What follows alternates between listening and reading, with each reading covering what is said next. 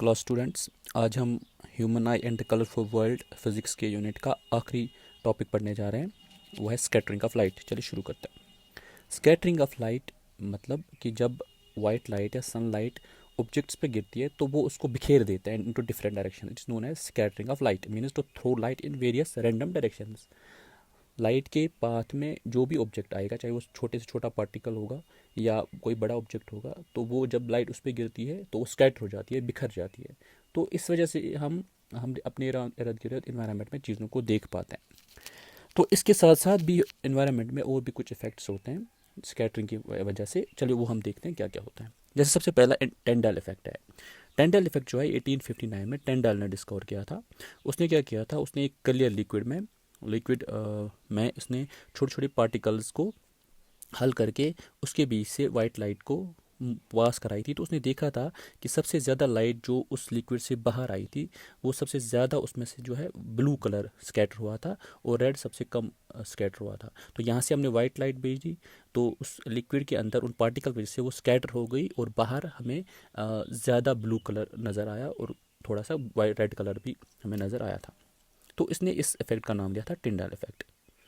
तो इस scattering of light से या टिंडल इफेक्ट से हमारे इन्वायरमेंट में कुछ प्रोसेस होती है, कुछ चीज़ें हम ऑब्जर्व करते हैं। जैसे कि फॉर एग्जांपल स्काई जो है हमें हमेशा ब्लू नज़र आता है। ये क्यों है? क्योंकि जो हमारे इन्वायरमेंट में एटमॉस्फेयर में बहुत सारे डिफरेंट गैसेस हैं, उनके पार्टिकल्स है, डस्ट पार्टिकल्स होते हैं। हमारे इसमें गैसेस बहुत ज़्यादा होते हैं, इसमें और भी बहुत सारी चीज़ें होती हैं। तो जैसे इनके ऊपर बाहर से स्पेस से लाइट एंटर हो जाती है एटमॉस्फेयर में, वो लाइट इनको स्ट्राइक करके बिखेरी जाती है। तो सबसे ज़्यादा कलर जो बिखेरा जाता है वो ब्लू कलर है।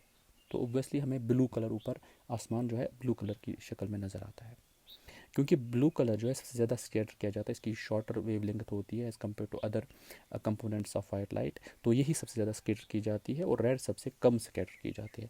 इसीलिए जो सबसे ज़्यादा स्कैटर किया जाता है हमें वही सबसे ज़्यादा कलर नज़र आता है। बाकी कलर भी इसमें होते हैं लेकिन सबसे ज़्यादा कंसनट्रेशन जो होती है वो इसमें ब्लू कलर की होती है, इसलिए हमें ब्लू ही नज़र आता है।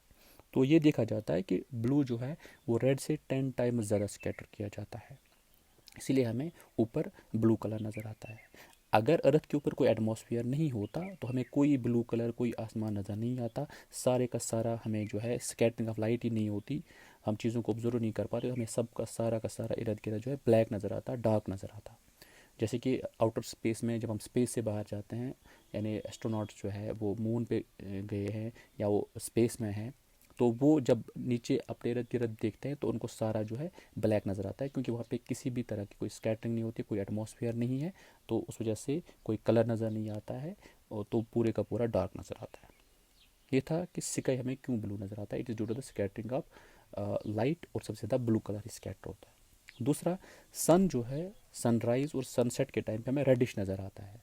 तो उस टाइम पे क्या होता है, उस टाइम पे भी ब्लू कलर सबसे ज़्यादा स्कैटर किया जाता है, सेम उसी तरह से। लेकिन उस टाइम हमारे आँखों की तरफ ब्लू स्कैटर नहीं किया जाता है, वो आउटर स्पेस की तरफ स्कैटर हो जाता है। तो वो ऊपर वाली सतह की तरफ स्कैटर ज़्यादा हो जाता है, नीचे हमारी आँखों की तरफ कम, हमारी तरफ रेड पहुँचता है तो हमें रेड ही नज़र आता है।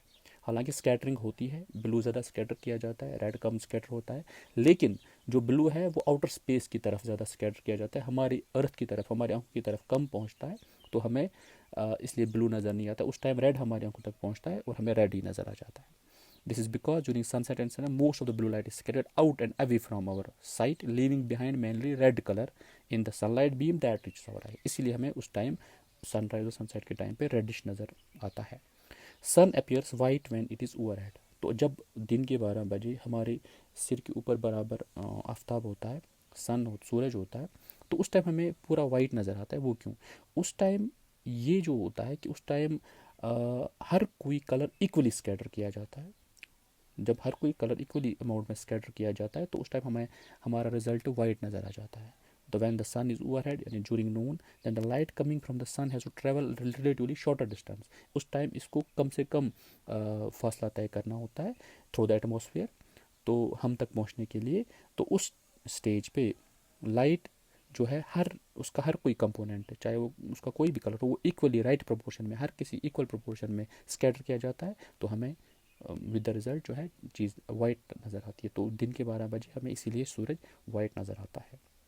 Thank you very much. इस तरह से हमने ये human I and the colourful world